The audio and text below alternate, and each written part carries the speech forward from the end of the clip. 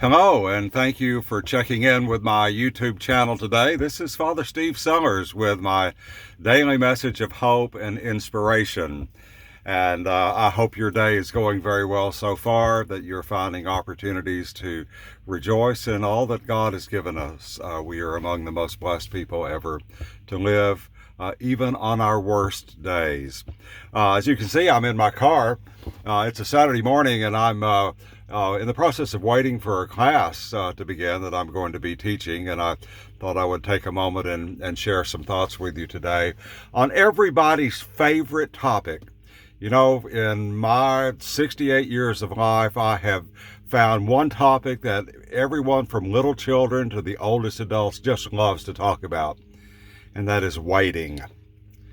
Waiting. Wait, if anything, is the most seriously powerful four-letter word in the English language.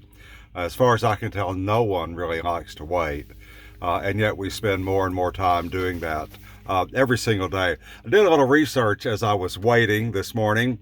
The average person spends 20 minutes a day waiting either for a bus or a train. We spend an average of 32 minutes waiting in a doctor's office or a dentist's office. We spend, relatively speaking, 21 minutes a day waiting for our significant other to get ready to leave. We spend 13 hours a year on hold on our phones with customer service somewhere.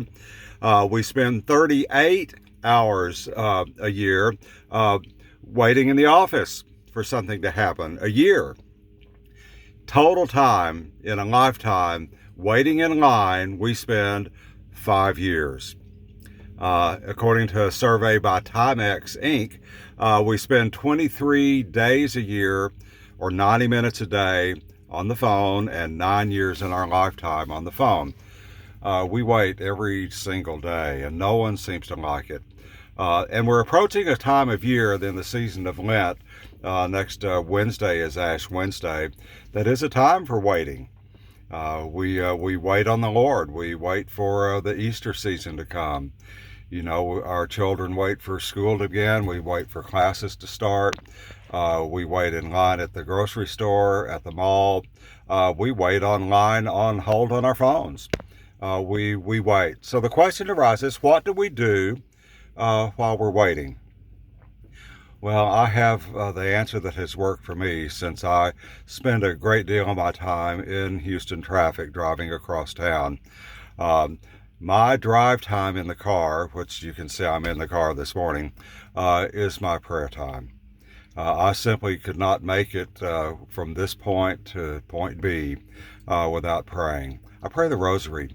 I've been praying the Holy Rosary. I've got my beads with me this morning. Now, when I'm driving in the car, I don't try to handle my beads. I try to pay attention to where I'm going. I don't want to be that type of a distracted driver. But I pray the Rosary. I've been praying it every day for 30 years now, 30 plus years now. It has literally saved my life.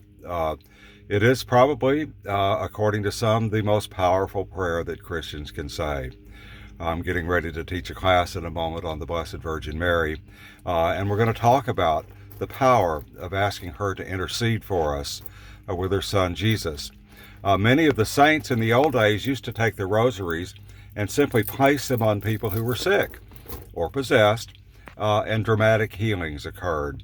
Let me just tell you what in my own life. I was driving to school, not in this car, but in my previous car, about 6 years ago.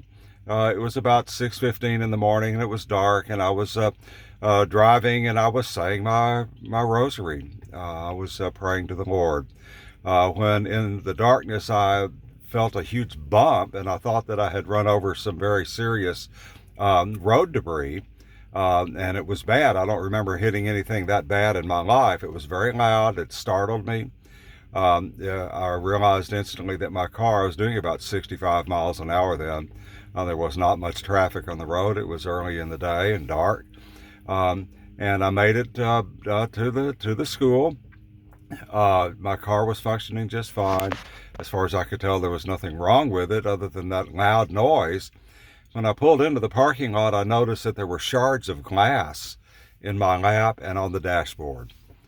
And that was odd. So, maybe something had hit my windshield. And I started looking around, and there was a tiny little 9mm gunshot bullet that had come halfway into my windshield right there in front of me. And in a way that I don't understand, something stopped the bullet from coming all the way through. And I have no idea who. I called the sheriff, and they looked at it. It was a 9mm shell. There were some incidents in Houston back then of drive-by shootings and shootings on highways. I don't know who fired the shot. All I know is I was praying, and a hand reached out and stopped the bullet, and I know whose hand it was. Stopped the bullet from coming all the way through the windshield and coming directly at me. When you're waiting, pray. Jesus is with you every minute. Prayer is simply talking to him, having a conversation with him. And the last thing I want to just emphasize is that it's perfectly okay to pray to Jesus in your mind, in your thoughts. The church calls that mental prayer, contemplative prayer, meditative prayer. The fact is that the Lord is in your thoughts. He already knows what's up there. He hears every thought just like he hears every word. That's how he knows everything about you. So go into your thoughts and make a direct connection with him, and know that he loves you, he's with you.